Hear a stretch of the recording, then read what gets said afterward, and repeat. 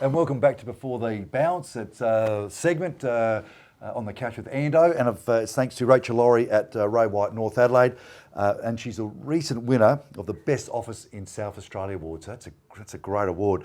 Welcome to Steve Geyer on the couch with Ando. What about that? Thank you. With a living legend too, by the way. No, let me tell you, 208 games of West Torrens and then Woodville West Torrens.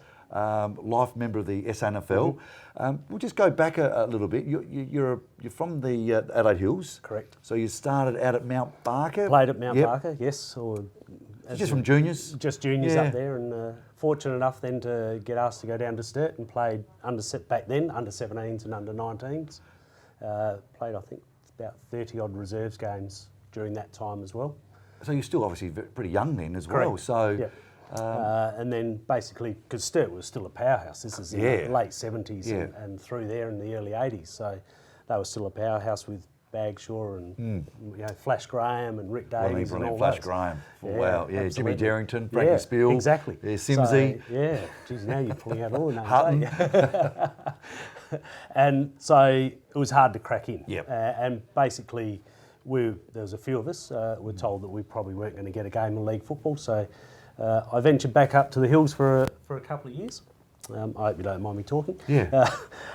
And fortunate enough, back then they played the Lovelock Shield on the June long weekend, which is the inter-association games. Yep. And the coach in '83 was a guy by the name of John Graham. Okay, yeah. Former West Torrens, 300 games, life member, all of those sort of things. Yeah. So he coached it, and after the carnival, I just said, would you like to come down to Torrens and have a try? So he got me out to Torrens, and I guess the rest is history. Yeah. Glenn Elliott must have seen something in me. So you cracked into the side pretty quickly? Yes, played the first 84, played the first probably about 12 games of the league football. Yep. And then went back. And then obviously just consistent for the next 11 years. So that's right. So and now I always find. Can I tell you a quick story about my debut against Nord? Yep. And Glenn Elliott said, "You're going to tag Michael Aish." So this is 80. This is 84. Yeah. This is, and I think it's just on the McGarry medal a couple of years that's earlier. Right. So yeah, superstar. So I think Aishi might have had 40 touches. Oh right. And I think they probably beat us by about 16 goals. Oh wow! And that was your first game. That was my first game. Wow! So I thought things can only get better. They'll only get better. So now the amalgamation. I mean, obviously that would have been really tough, because you think of two clubs that obviously probably in the players' point of view don't really want that to happen. They've got to accept it. Mm-hmm. They've got to come together instead of probably 50, 60 at training. We've got lots more. Yes. How did you find all that? It was interesting from a playing perspective. You have self-doubt as to whether, because as I said earlier, you've got to prove yourself all over again. But you wanted a really good side at West Torrens. I mean, that was a tough side. Absolutely. Stephen Stretch, you got Bruce Lindsay. You had some cracking players. And then we picked up Lawrence Shackey from Sturt, Darryl Smith from Sturt, and Robbie Popplestone from Sturt. So we actually had a very good side. Very strong side, did. So it was, and then when you amalgamated the good players from Woodville into that, it became a powerhouse. But you said you had a bit of self. You just don't, not so much self-doubt. Yeah. I think that's probably the wrong probably word. 100 odd players at training as well. That doesn't help. Yeah, that's right. And you just see where you sit. It's almost starting over as a kid again, going, all right, who do I have to beat to get that position? So it puts you on notice again, which is probably a good thing, I think, because you got to play on the edge a little bit. Yeah, and I suppose it was probably towards the middle of your career too, so it was a nice little spark. Yeah, that's right. You're still with West Torrens, but you've given this spark, and then you've playing another 100 odd games, which is fantastic. Yeah, that's right. I think the biggest catalyst for the merge was the appointment of Neil Balmer as coach. Yeah, super coach. Absolute super coach. Yeah. Could do everything from player management to, really giving a player a rev up. Yep. So he knew his players and knew how to do it. Got the best out of you. Absolutely, and really brought the merge together. Yeah, he did. He was sensational. 200 games, fantastic. How the big 200 must have been something pretty special. It was, but we lost to South Adelaide. But it was still a great day. It was, so thoroughly enjoyed it. Yeah. And it's a milestone. You play 10 years of football. It's good to sort of a little personal reward along the way. Yeah, and then you sort of dabbled into coaching as well. I mean, not just dabbled into. I know you were very successful in the hills. Yes, that was a great period of time for you. Yeah, I was fortunate enough to coach Mount Barker Football Club to a premiership, and then the second year we lost the grand final by 6 points to Eurasia. You'd never have guessed that, because I did visit the Mount Barker Footy Club not long ago, and it's like this. Is the oval called Stevie Guy Oval? I guess that's what I wanted to ask. Your photos everywhere. I did that setup just because I knew you were coming. Is that what it was? Yeah. So no, it's a very proud club. Yeah. Long tradition and a very successful club. So premiership and yes. the following year yes. in the grand final. Yep. So how many years you end up coaching? Coached for 4 years up there, and then ventured down the hills again, down to the plains here, and helped out Shane Grimm at Woodville West Torrens with the under-18s program out there for a few years. You also coached a first 18 side as well? Did. Yep. So then I did 3 years with Prince Alfred College for their first 18s. And that was a fantastic experience. Yeah. Just really. Because I know they really put a lot into their football program. Absolutely. Being from St Michael's, it was always tough to play PAC. Yes. Were you able to sort of go outside the square in the way of school football, or was it really structured? No, definitely outside. You know, their football program is very elite for college football. Yeah. But we do get full reign to play how we want to play. So. We can identify the strengths and weaknesses and play to what we want to do. And a couple of players in that time that have sort of gone on, and there's a few players actually through the periods. Aaron Francis, who's now at Essendon and playing some good football out there. George Hewitt, who's at the Swans, he's PAC boy.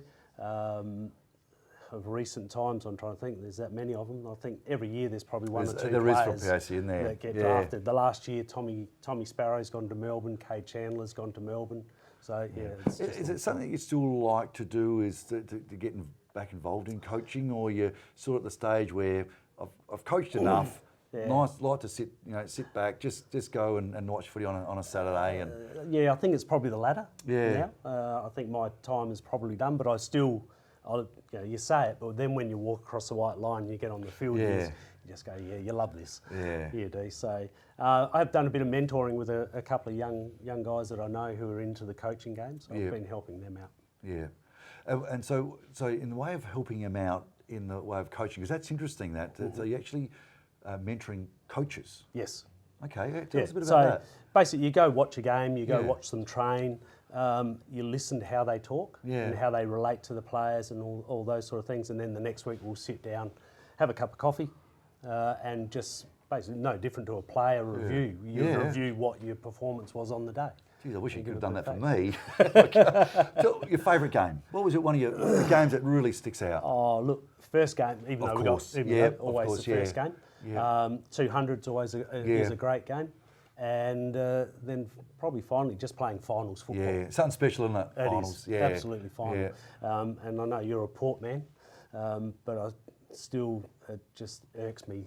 Like 92 semi-finals in 92 playing Port, and we were up and everything, and then all of a sudden I just remember hearing Timmy Chenoweth saying, "Don't let these so-and-sos, we'll call them so-and-sos." Yeah, get it. And Port just lifted. Yeah. And from that I just thought, you're never going to win a final until you beat Port Adelaide. Yeah, it's a bit like that, or used to be a bit like that, of course. True. And you see the footy today. I mean, I mean, you've played the game for many years. You've coached for many years. Have you seen a big change in football? Like, oh, definitely. In a lot of areas, the size of the players. Yeah. They're not my size anymore. Yeah. There's not too many guys of my size. They're all 6 foot plus. Yeah, but they're probably a lot leaner than athletic. You're very muscly and very strong when you played. Yeah. You don't see that sort of build anymore either. So no, that's right. I'd rather, those guys probably run into me rather than you run into me, because you're like a tank. So it's a bit of, it's a bit of absolutely. Give and take, isn't it? A bit, they're more athletic the way they play football. Yeah. No, it is. So, is it good for the game? Yeah, I think it is. It's a different game. Fast, isn't it? Now? It's fast, just high impact and fast. Yeah. But I think it is good for the game. Yeah. So, your time at Sturt, you've gone to West Torrens, Woodville West Torrens. Which is the club that impressed you the most? Oh, look. we had success at Torrens, Woodville West Torrens, I should say, at the Eagles. But I don't know. Most of my career was at Torrens, and the memories of Torrens and the Torrens grandstand, and you had some characters. We had some great characters. I love chatting to Stephen Stretch, who's a good friend of ours. teammate of yours and friend of ours, and I just love him talking about his West Torrens days, and I know you're a big part of that, and you've got some fantastic characters of the Scruff Hannahs sitting, and all those Lee Robson, just great blokes. I'm already thinking about some of those stories. I know you can't bring them up, but there's some very, very funny characters.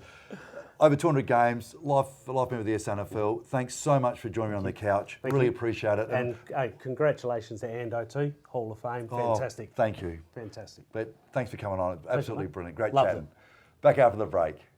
Don't forget, find us on Facebook at the South Australian Footballer, Piranha Media. You can find us at our YouTube channel as well, the SA Footballer TV, for all content around South Australian football, all our magazines, and especially before the bounce each week. With over 155,000 subscribers, you can't go wrong with the South Australian Football and Piranha Media.